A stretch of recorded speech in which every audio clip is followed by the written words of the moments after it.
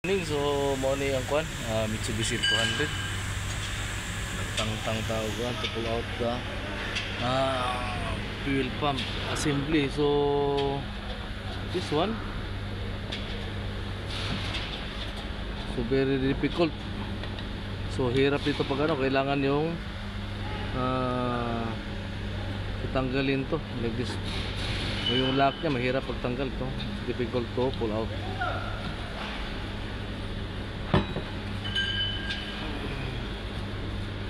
So ito yung marking nya,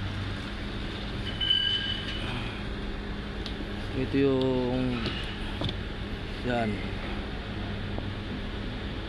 ito yung position, this is the position.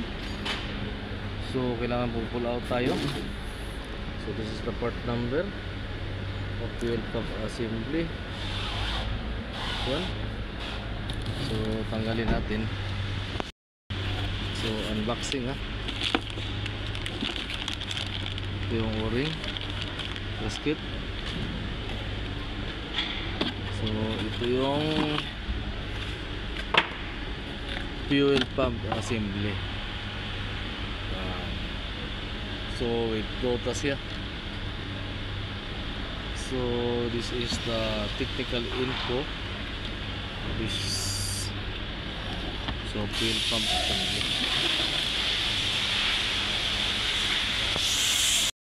So ito na natin.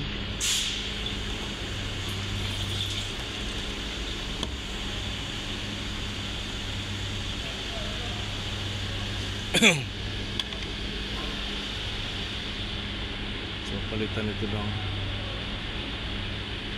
o-ring.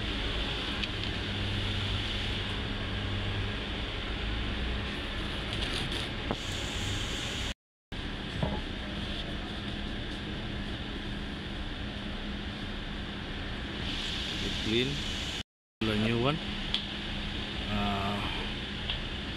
Is the o-ring.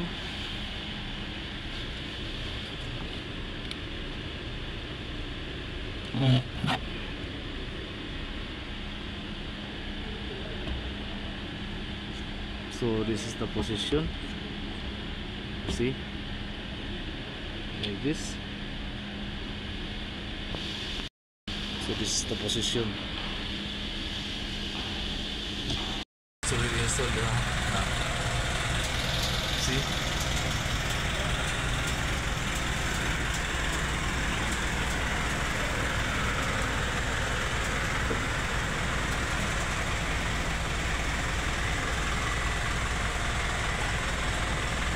This is a new model of L200.